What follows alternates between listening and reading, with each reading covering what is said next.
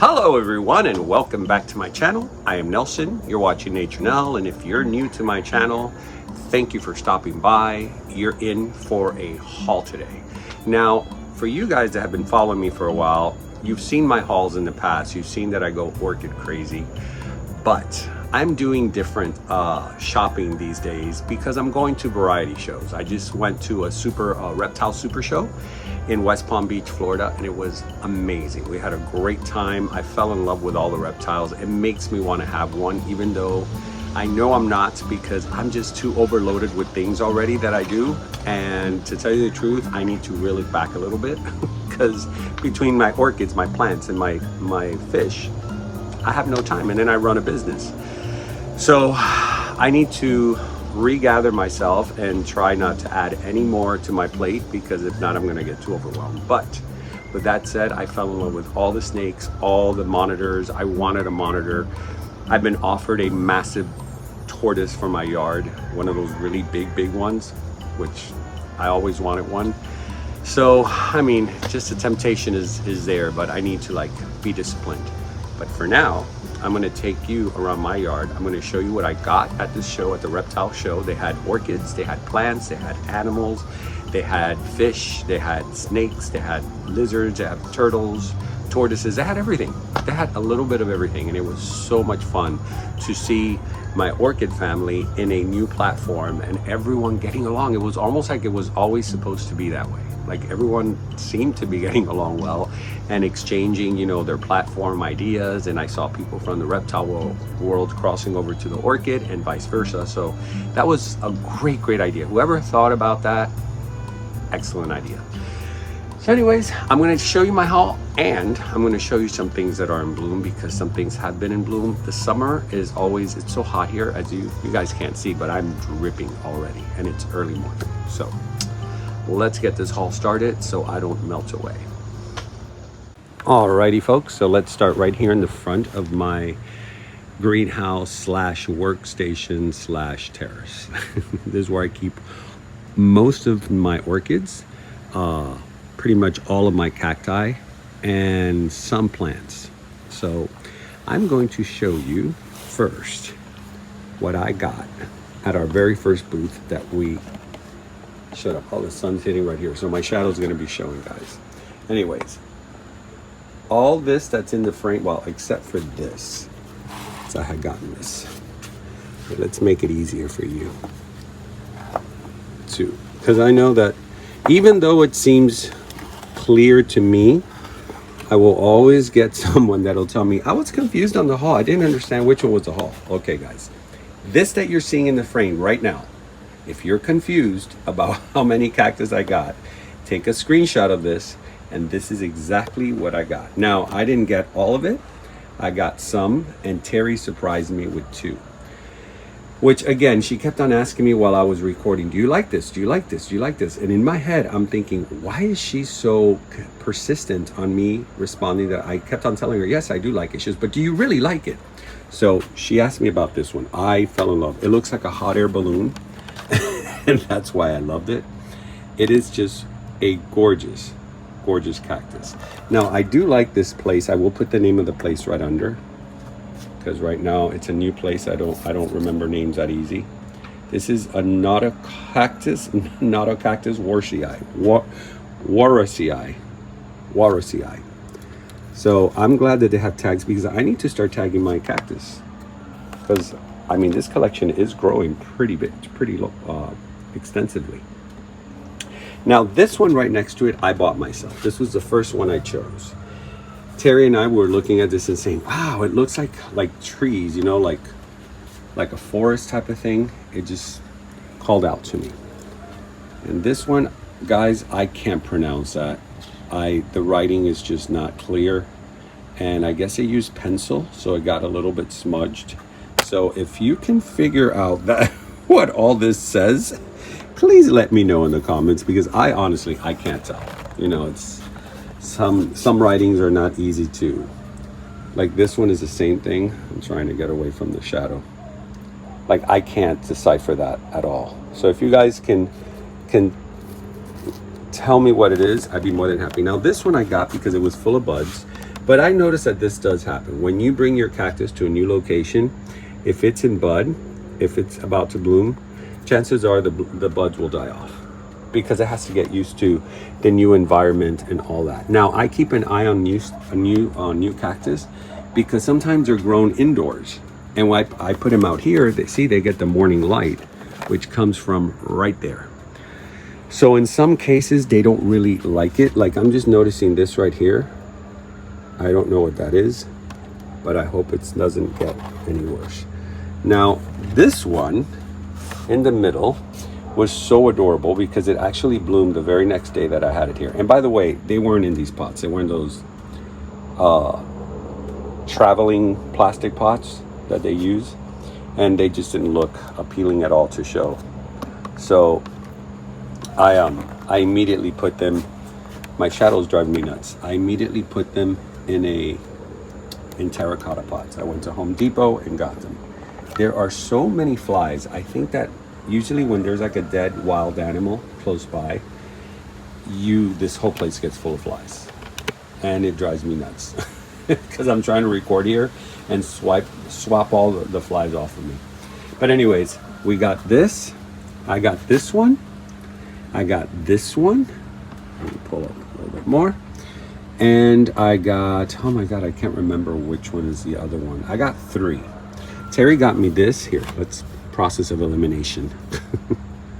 Here, this is what Terry got me. Because now I'm the one who's being confused. I should have thought this over. And then the flies are not allowing me to concentrate. I think you know what? I'll be right back. All right, guys, I apologize for that. It's just that I started recording and all these flies were on me. So I'm here trying to explain things and swap the flies. I couldn't, and then of course, you know who I had by my feet? Miss Savannah. So I was dealing with information stimulation or information overload or stimulation overload. So then this one, as I was saying, gave me a beautiful little flower. It's like a pinkish white soft flower, but I love the cactus. Look how cool that looks. And I know I have a viewer, Newman, who is a cactus guy, and he has helped me in the past. My problem is when people give me names, if I don't do it right then and there, I forget. So I have to go back to the thread and try to find it, and sometimes I don't find the thread. So Newman, if you know what this is, let me know, and I'll tag it. Just like this one, this big pickle here, it just looks like a cucumber. Now, I do see these little markings. Again, I'm not a cactus expert, so I don't know what that is. I don't know if I need to fertilize, but anyways, they're all new, so whatever they have, it's what they came with. But there it is. That's my new little cactus collection. And thank you, Terry, for my hot air balloon and my, I don't know what this is called, but isn't that cool? It is just such a freaking cool cactus. And it reminded me a little bit of my stone, I think it's half stone or crack stone cactus, what this is called. So it kind of gave me that same feel. And so this is one of the ones she kept on saying, but are you sure you like it? Are you sure you like it? I'm like, yes, I do. I thought she was asking me because she was going to take it. But anyways, there it is. There's the beautiful haul. Okay, this is way better. All right, guys. Now, as far as orchids, believe it or not, I only got one orchid. And I got it from Plant Madness. And unfortunately, the flowers are gone. But I did record the blooms over there in the show. And I told Terry, you know what? I have a feeling that by the time I record my haul, this plant is not going to be blooming. So it's a good thing I did, because it is a beautiful, beautiful flower. Now, I was talking to John and he said that these Bangkok sunsets are different. They are Holeliana. Now I'm the one saying it wrong because he always tells me I butcher that name. So it's Bangkok sunset crossed with Holeliana. This orchid, according to John, he says that when he went to Thailand, he bought like a lot of things, and he brought back about 150 or two, I think it was 250. 250 of these orchids. Originally it was 400, I think, or 425, but he was only able to get half of them here, and he's already gone through half of them. So I think he's only got like 100 left, something like that, he told me, or maybe even less than that. And he said that once these are gone, he doesn't know how he's gonna get it anymore. So if you guys want this, give them a call. They could send it to you. I believe they do shipping pretty much everywhere. Or if you're in Florida, you can pay a visit to their booth. They're usually at the Fort Lauderdale area and Broward and West Palm Beach, because they are up in that area. But it's a beautiful, beautiful, beautiful Vanda that I just, when I saw it, I was like, it looks like the Bangkok sunset, but it's like brighter, richer, and a lot more yellow. So that was my only orchid that I bought. I really didn't concentrate too much on the orchids, even though I did show a lot, but I wanted to focus more on the reptiles and all that, since it was so different. Now this beauty here comes from Mr. Ben from Banyang, and this is the one that I believe is named completely after him, because yeah, that's his full name, Ben Myanmar. Oh, I always butcher his last name, Myanmarus. And of course, smells delicious, because you know, Ben's Vandas over at Banyang, by the most part, have such a beautiful fragrance. Look at that baby. You're so gorgeous. And those colors. You know, I love the combination of purples or pinks with yellows and greens. It's a really, really cool combo that you don't quite see it often. And then you add freckles and fragrance to it. Boom! You got yourself a wiener chicken dinner. Oh my God. You know, I'm laughing because everything keeps growing into each other. Look, this used to be a whole open space. I had to put these Vandas here because they're just getting too big.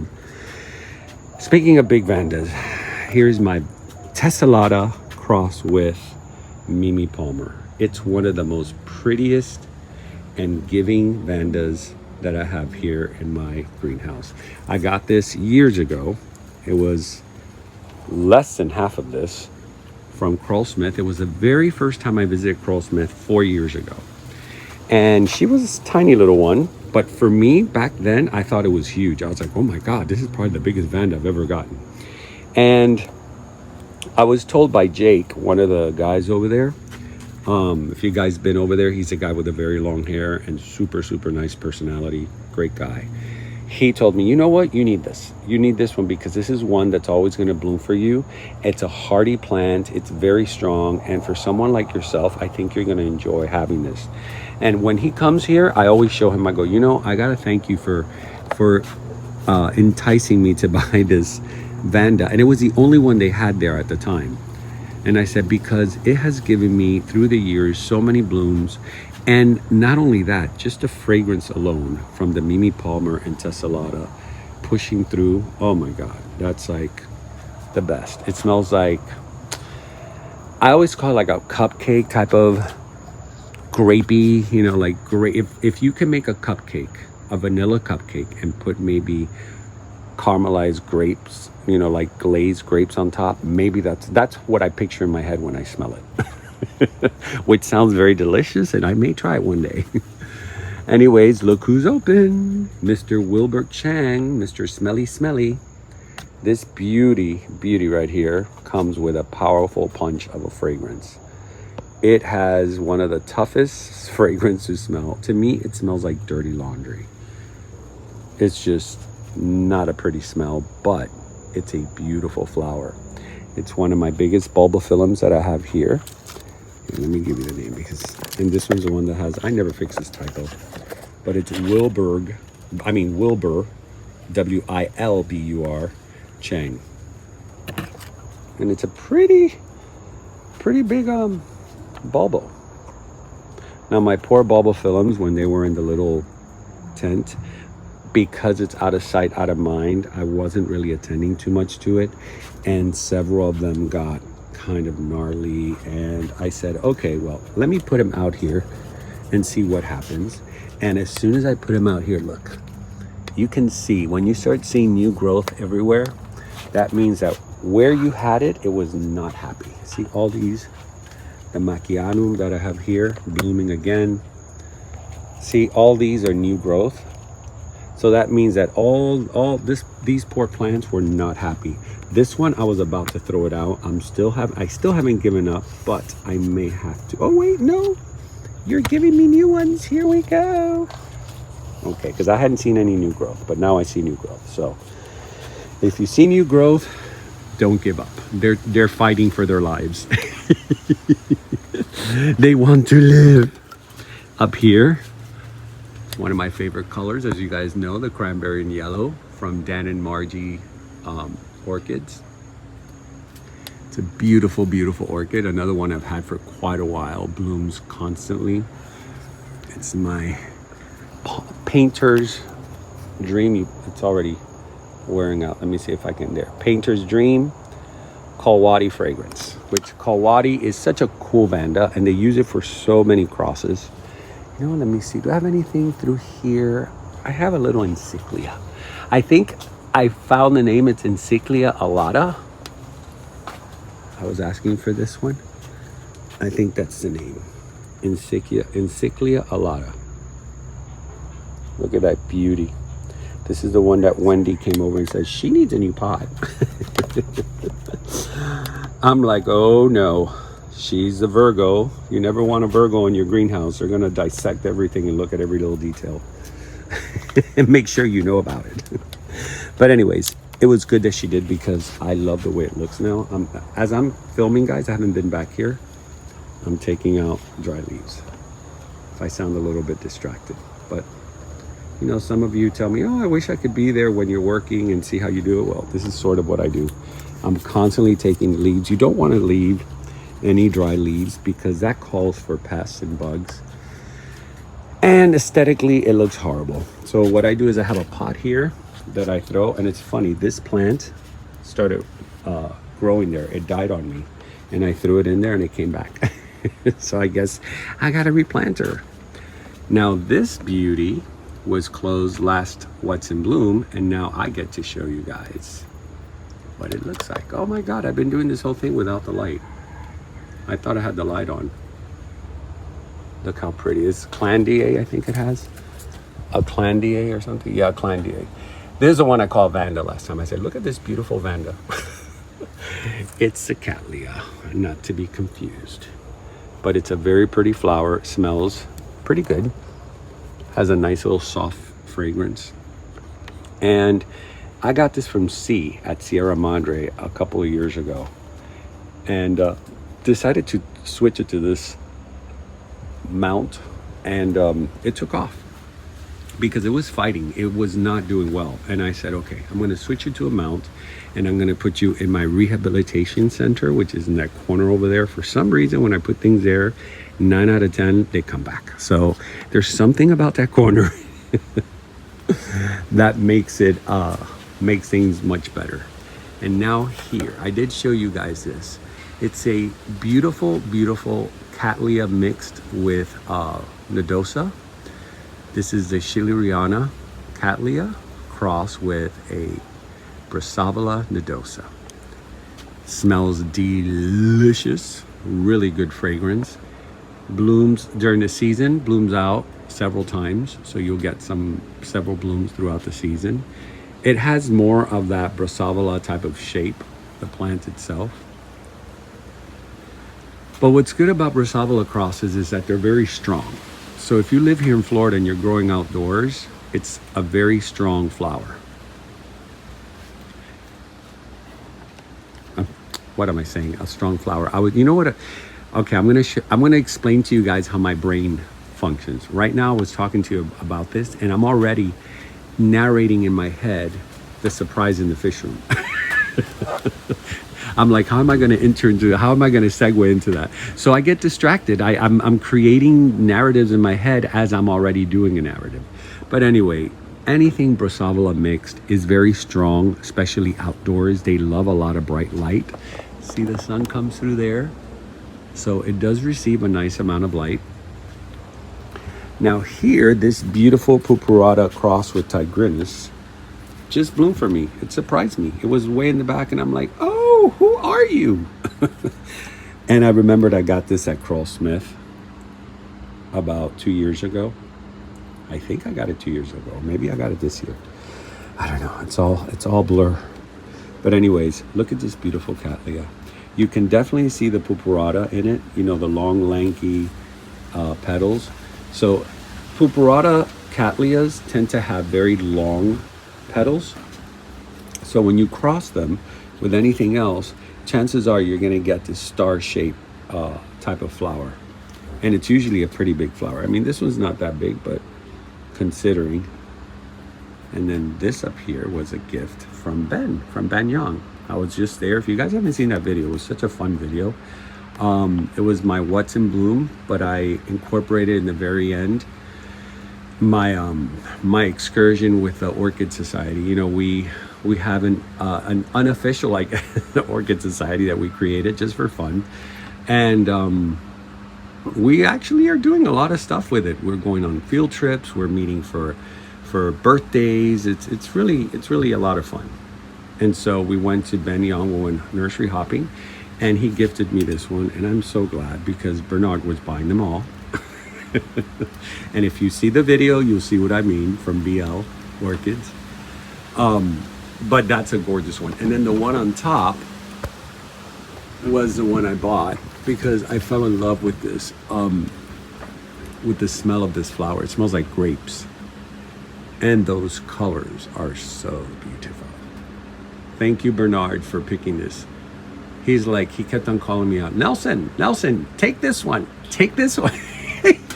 I was having whiplash. So I was like, you know what? He knows a lot about flowers and orchids, way more than me. He's been doing this for way longer than me. So I take his word to value. Now let's see. I don't think I have anything else. This already bloomed by my monkey tail, which, by the way, guys, I was corrected, and I'm glad somebody corrected me at the Reptile Show.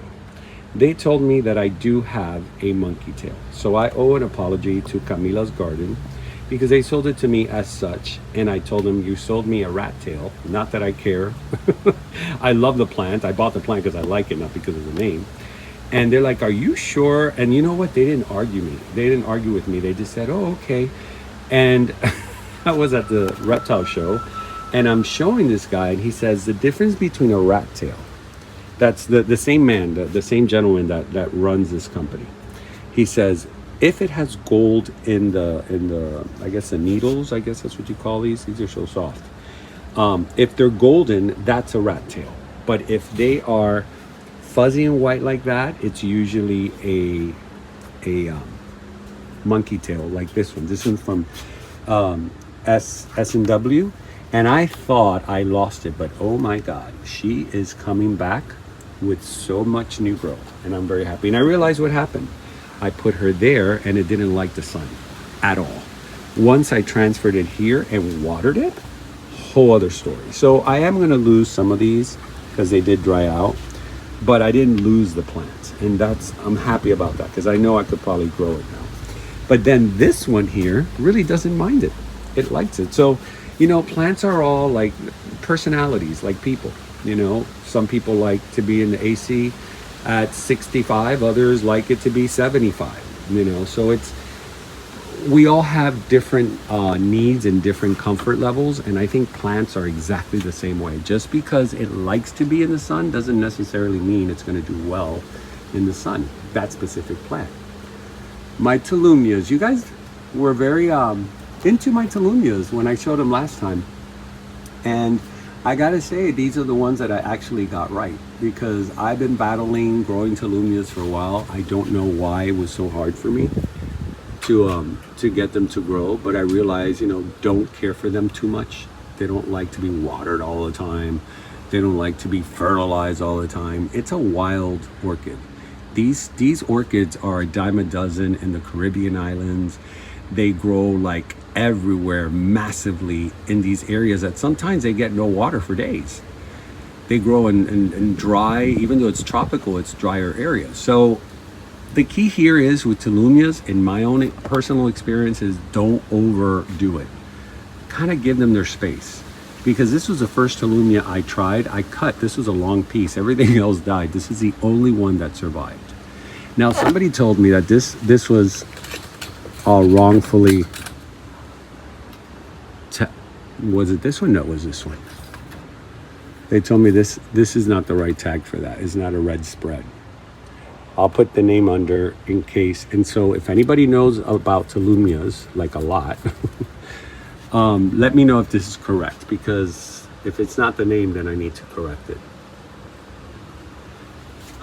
And yes, this beautiful succulent that I've had for about 2 years was gifted to me by one of my stylists in my salon. I own a salon here in Miami in the Midtown district, and all my stylists are we're all like-minded. So we're into plants, we're into pets, we're into hobbies. And so she gifted me this, and this poor thing just would come back and die, come back and die. Of course, I wasn't giving it the proper care. I put it in lava rock the way I plant my orchids, my dendrobiums, and put it in this pot, set it here, and not only did it come back and it's looking better than ever, it's giving me blooms for the first time. So, you know, I guess everything's a learning curve. It doesn't necessarily mean that just because you haven't had it or grown it, you're not going to be good at it. You just have to keep trying and see what works. Don't give up on them. Now, these here are my Brisabla nodosa crossed with Richard Mueller, which you guys know it as the Yellowbird. And it is going to be giving me some gorgeous blooms in this beautiful, beautiful sconce or should I say hanging pot, that was given to me by a viewer. Hoxana, thank you so much. It's I always love that piece. It looks so good there. All right, guys. Now, I wanted to say something. Oh yeah, watering. You guys have been asking me about watering. I have not been watering. Like today, I didn't water, and look how wet my ground is. Do you know why that is? Because there's dew in the morning, there's rain in the morning and at night. So what I do is, instead of spraying for fungicide and trying to go crazy, I just don't water them. There's no need to water them. They could dry out. They're good drying out because they need a little time off from all the water. So when it rains, if you keep them outdoors, don't water them. Look at your weather channel, look at your weather app, see when it's going to rain again. If it says it's going to rain like in the next 2 or 3 days, leave it alone. Let the rain take care of it. Don't do anything, because I used to be that person that it would rain and then a day later I'm watering again and they were already wet. So you start killing your plants, you start rotting them. So if you just let them be and let them, like, they're green. Look at these roots, they're green. I don't need to water this for another day or so. So if it rains tomorrow, again, I don't water, and I will keep not watering until the rain subsides. Now, you guys love this. Judier loved this, one of our new members to the society who we did the birthday for, he was mentioning. And yes, and I think Emmanuel too, you made a comment about this. And yes, this is a beautiful, beautiful flower. This is from Big Jim, from Suncoast, Florida Suncoast Orchids. And I got this from him at Redland, I think 2.5 years ago, maybe 3. And it's a very slow grower. I do notice that, but it does grow nicely. And it gave me this gorgeous, for the first time it gave me 4, because it normally gives me 2, maybe 3. But those colors, it's everything in an orchid. Gorgeous, gorgeous, gorgeous. And the name of this one, hold on. Why, have you guys noticed that every time I'm going to show a tag, it's on the opposite side? Maybe I should start moving the tags in front of the flowers, but that's unpredictable. So that's the name. Just an all-around beautiful Cattleya. And it smells really good. Really, really good. It has,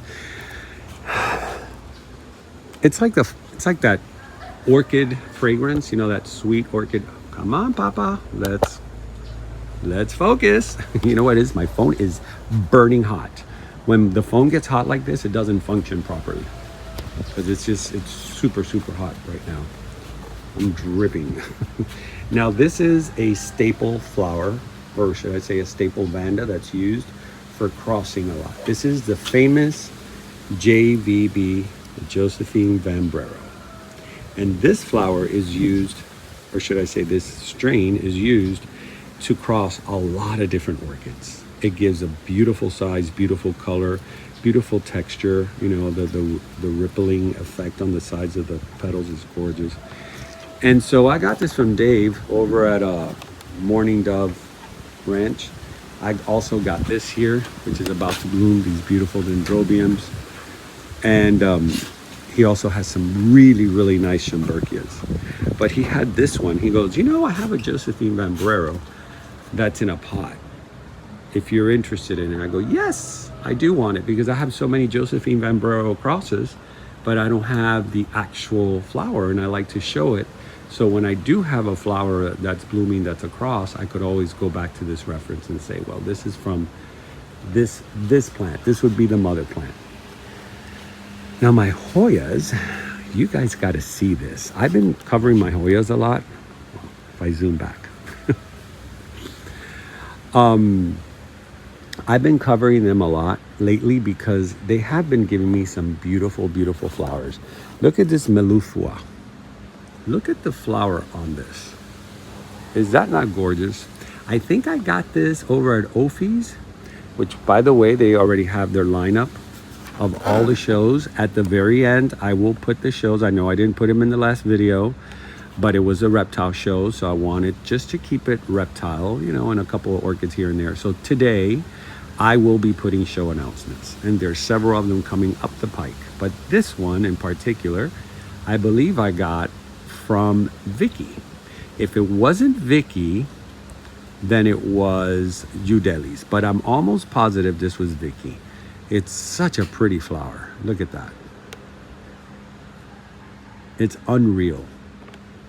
And I believe it is fragrant. Maybe not now, but at night they are fragrant. So here's the name. So that way, if you guys want to, Meliflua, a weird name. And then right across from it, this Oculata is finally blooming, and I can show you the flowers. Because they've been like this for a while now. I've been wanting to show you guys a flower because it really is a gorgeous, gorgeous flower. It is not fragrant, but it makes up in beauty. Very, very pretty. That yellow is just so mustardy.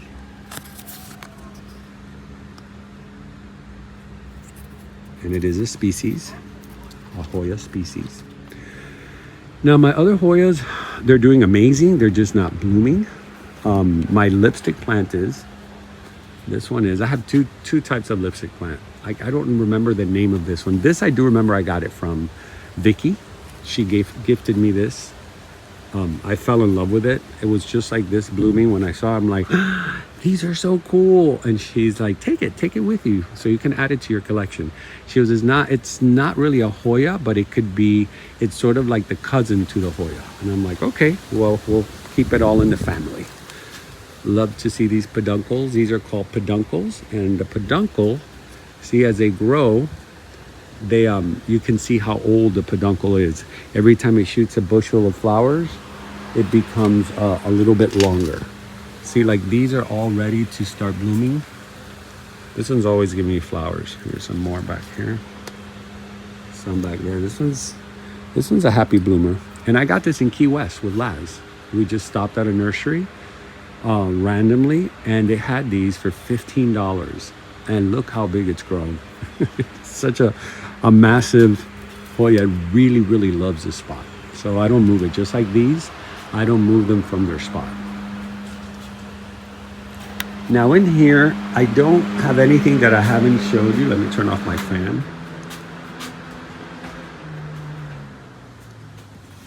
Because the fan will come out louder on film. I've noticed that when I forget to turn the fan off, it comes out louder than what it is in person. It's so weird.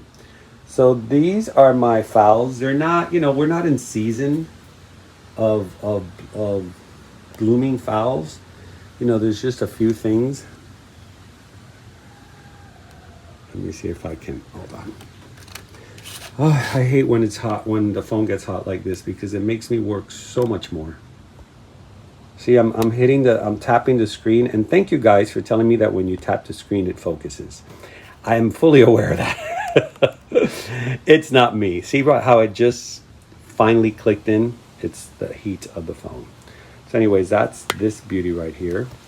Put it back. I've lost so many, not lost, but so many tags have been falling out due to rain and wind that I keep collecting them and putting them away in hopes that maybe I will figure them out.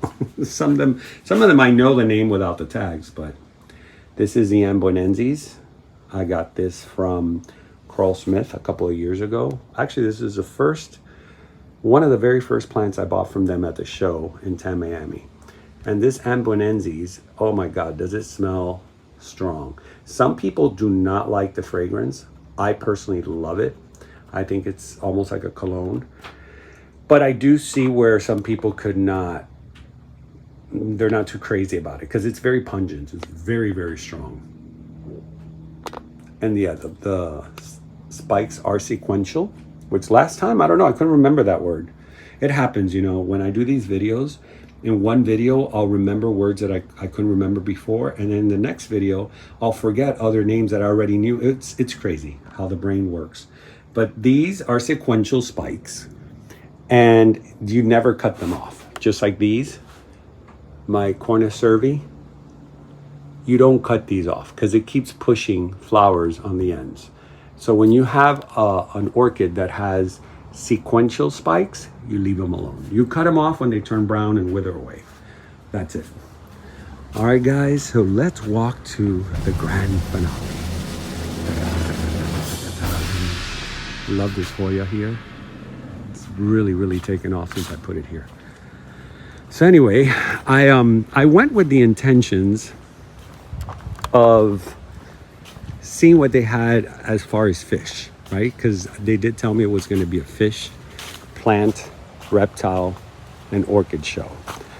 I was a little bit disappointed at the show, the amount of fish they had. It wasn't as much as I thought it was going to be. But then again, I've never been to these shows, so I don't know what the expectations are. I created my own expectations. And oh my God, we had to do this now, a little lock here, because, and it's hard to, you know what? I didn't think about this. How am I going to do this like that? Because the cat learned how to open the door. This one right here. We had to rearrange everything because this little monster here, who pretends to be a little sweetheart and doesn't know anything, learned how to literally unlock and open the door. We saw him doing it. We couldn't believe it. We kept on seeing the door open and him escaping. And I'm like, who's opening the door? Well, he did it. So now this is the way we have to open, pulling this little lash because he figures it out.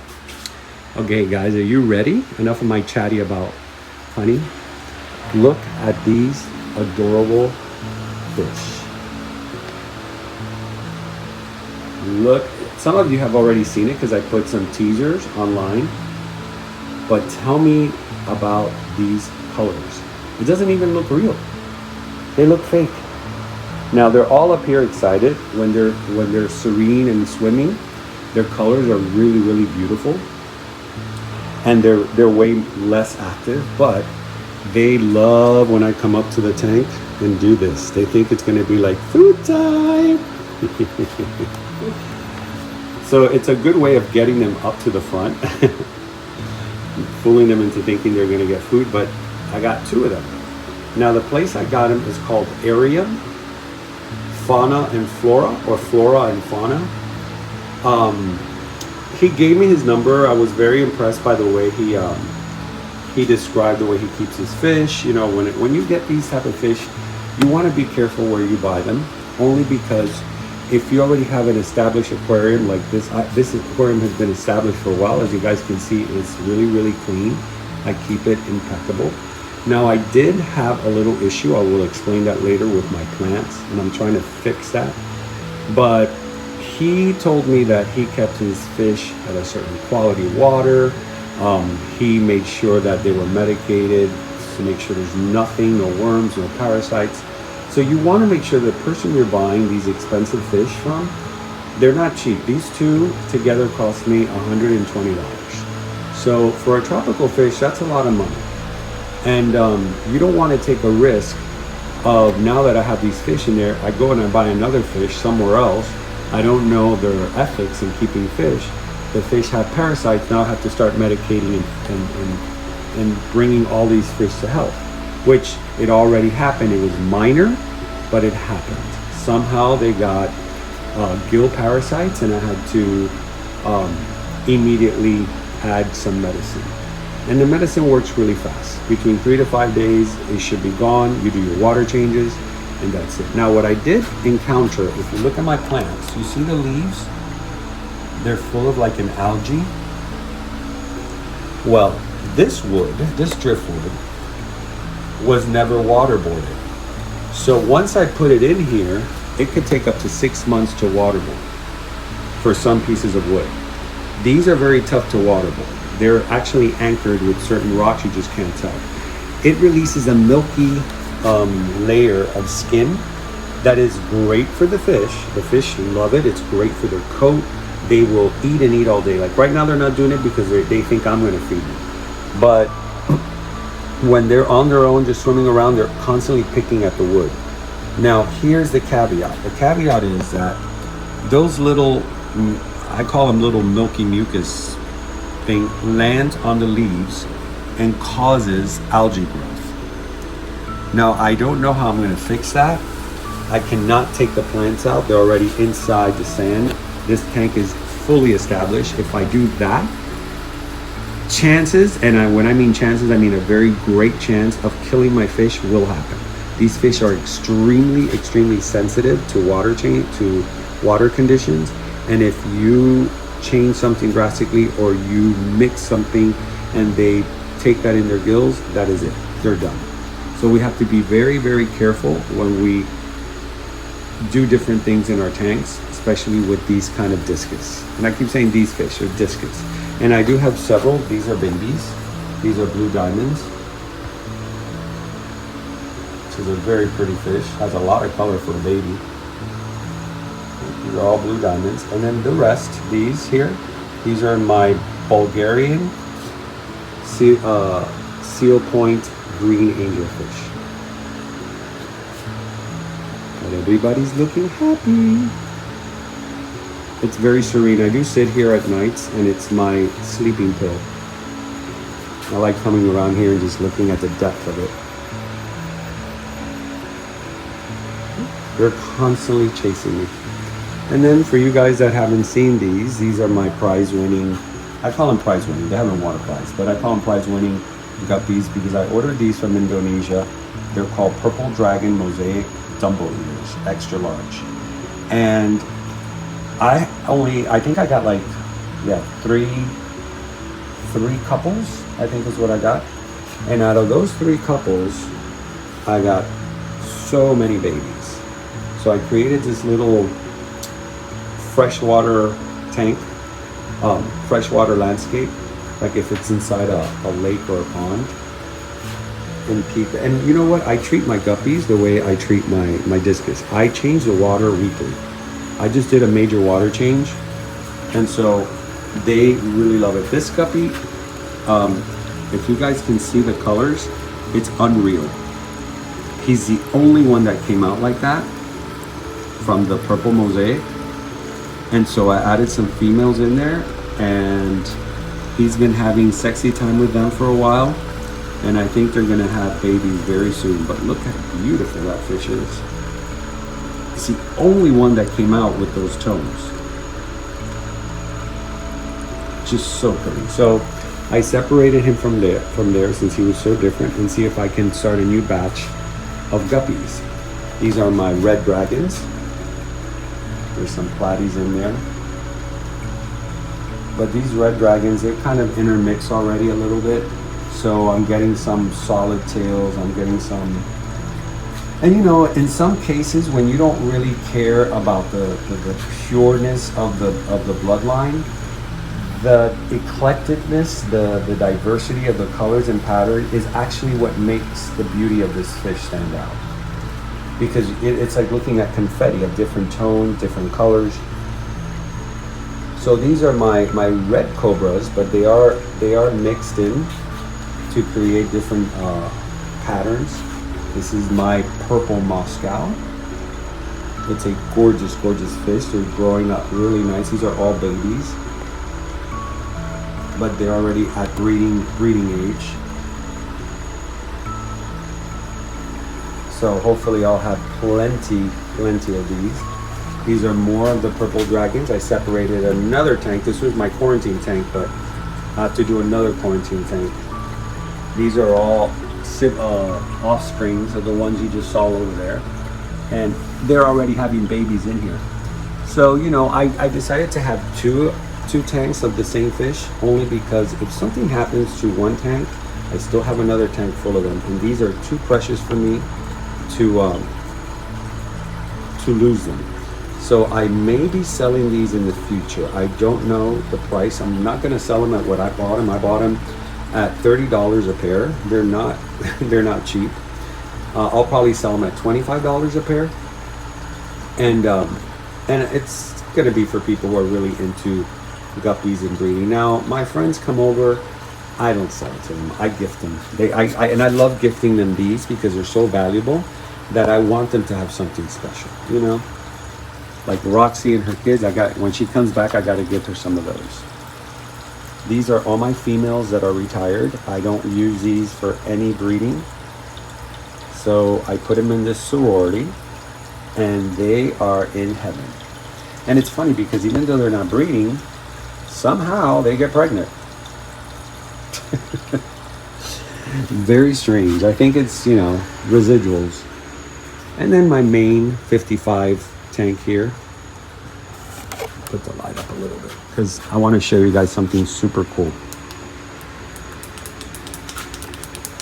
There we go. These are my platinum guppies and my platies. I just have so many. I want to turn this aquarium into my angelfish tank. I think it's too pretty of a tank to not have like a nice display of beautiful fish. So maybe I will move the angels that are over there and put them here so they can be on full display, because over there they kind of mix with the discus. In this way you'll get to appreciate the angel fish here and you'll appreciate the discus fish over there. So that may happen today. I may start separating, and I don't know where I'm going to put these fish, but I'm going to have to find a spot. It never ends. But anyway, see, the males are so pretty. They have these peachy platinum tails. Just gorgeous colors all around. And I have the babies in here.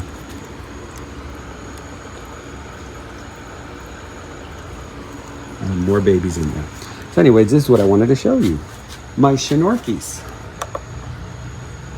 Look at how beautiful it's gotten. It still hasn't bloomed, but look guys, it has 4 spikes. 4 full spikes. Is that not incredible? And that's because I've been giving it aquarium water. This was a gift from Suwat at Conjaring Green. They're a beautiful, beautiful nursery. I always confuse Thailand and Taiwan. I think they're in Thailand. And last Tamiami show that I was, he gave me, and I think Terry, one of these as a gift. So Suwat, if you're watching, look how well it's doing. I've been watering just aquarium water. Now I do keep it on this side because, do you see how the spikes are moving that way? Well, I want them to just go straight forward. So what I do is I move it this way because the light comes from there. So if I put it here, it's going to move that way. If I put it here, it's going to go forward. Now this poor little thing coming back from the dead, it was so dry. I didn't think this was going to make it. But look, it's got new growth. Aquarium water seems to be the key. And this is a Shinorchis scalopendria. All right, I think we're done in the fish room. I mean, if there's anything that you guys want me to show you in the future, see how we do this.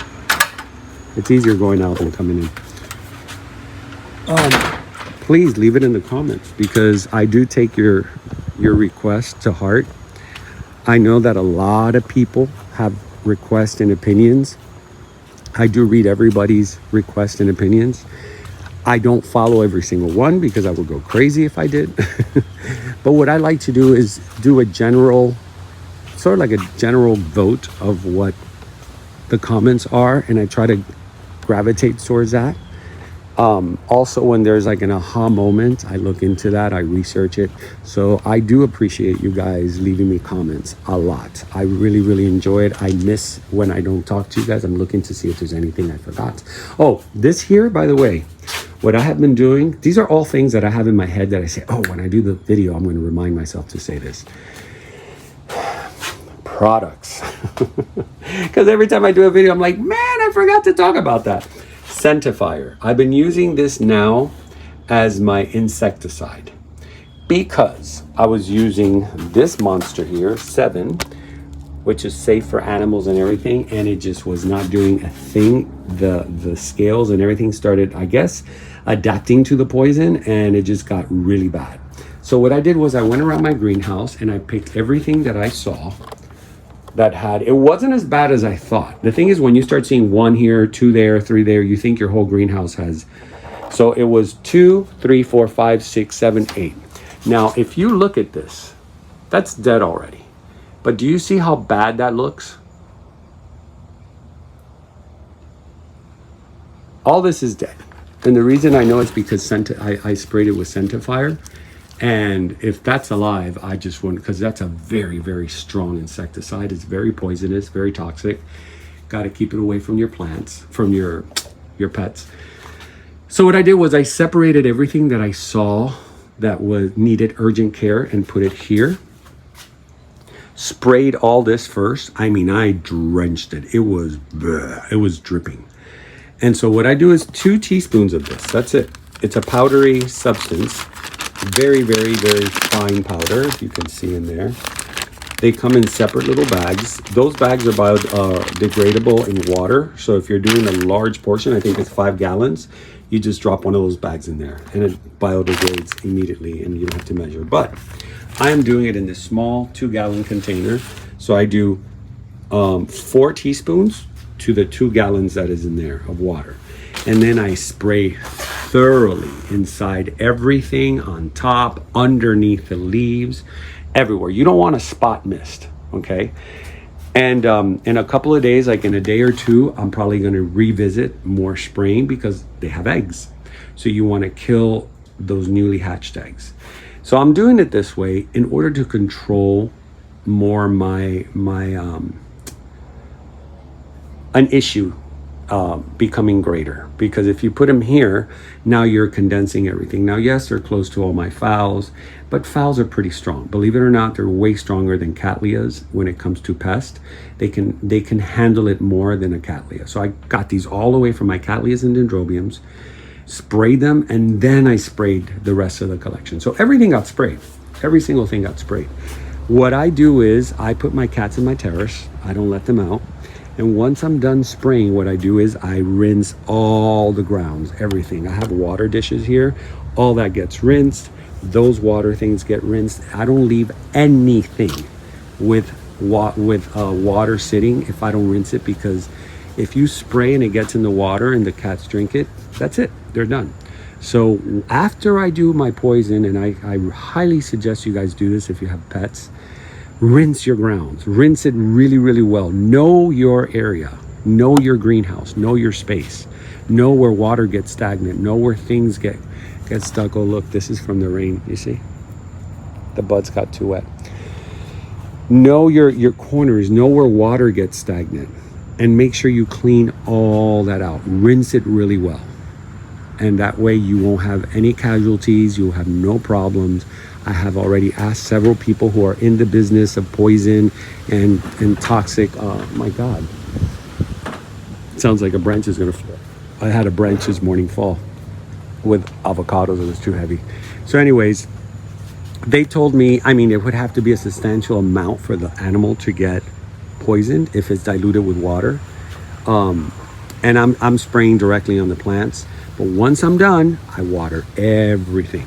That's why it's pretty clear now. I mean, I do need to clean up here. I haven't had time to clean up.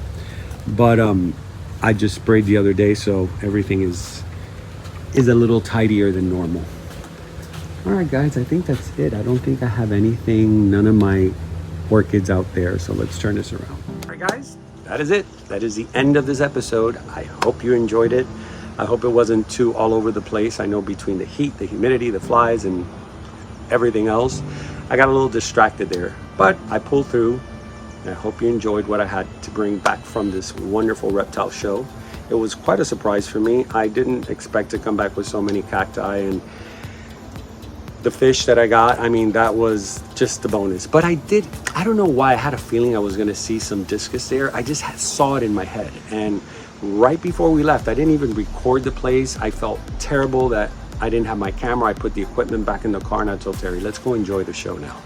Because it was very overwhelming. A lot of things to look at, a lot of visual stimulation between the reptiles and the plants and the sloth and the kangaroos. I mean, it was just a great place. But we had a great time and we learned a lot. We were very well educated on a lot of things. What I liked about this show, this reptile show, is that I was asking, why is everything so expensive? Why are the snakes so expensive? And then I realized something. I said, if they were cheap, anybody could buy them, and then most people wouldn't be able to take care of them. They wouldn't be as serious. If you're gonna own a snake, it's a responsibility. If you're gonna own a lizard, a turtle, they last a long time and they need to be fed. Most of them like live food. So it's not an easy animal to care for. And if it's inexpensive, then anybody will buy them, and then they get tossed out into the environment. They become invasive, and then it's a whole cycle of, chaos and terror. So I really enjoyed the fact in the show that, number one, they had a lot of educational booth that they explained to you the responsibilities of owning a reptile. They had rescue centers. I didn't know they had reptile rescue centers. If you can't keep your reptile, you can call these rescue centers. There's plenty of them, especially here in Florida, that can take your animal and give it to a home that actually wants to care for it. I see it like orchids, like discus. Discus are the orchid of the fish world. They are very specialized. They are specific types of creatures, for lack of a better word. And so they need special care. And only someone who's willing to give that special care because the love of it is much greater, then those are the people that should have it. If you just buy because of impulse, those are not animals you should be buying on impulse. Only because that would be the end. It would be either they'll die because you won't know how to care for it, or you release it out in nature. I've been guilty of that. When I was a kid, I released an iguana. Knowing what I know today, I want to beat myself up because they're super invasive here in Florida. So these shows, even though some people may criticize it, it's actually good because you're never going to stop people from collecting a reptile. That's impossible. They could collect it out in nature. If I wanted to collect reptiles, I have so many different here, I would have a room full of terrariums.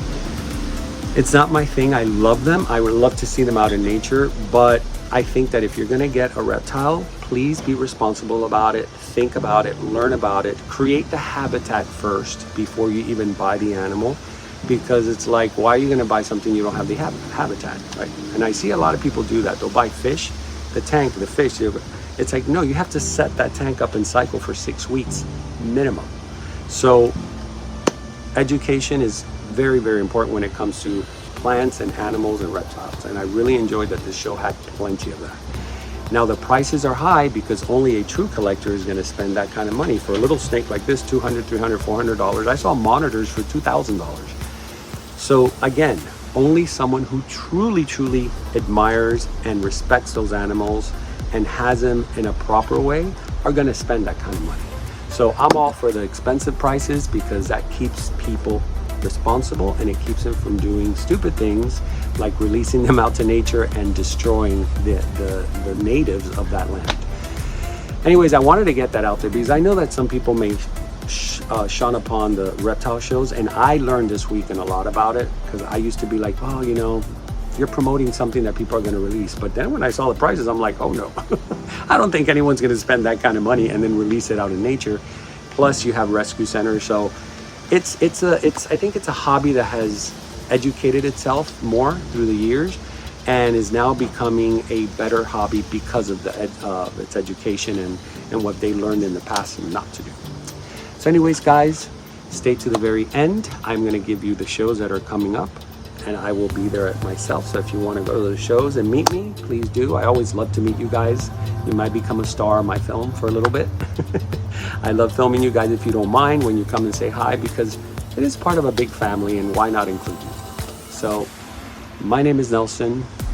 I have been chatting a lot today. My coffee is like, I'm kicking everywhere. So anyway, you've been watching Nature Nell, and remember to always keep it green. I will see you next time.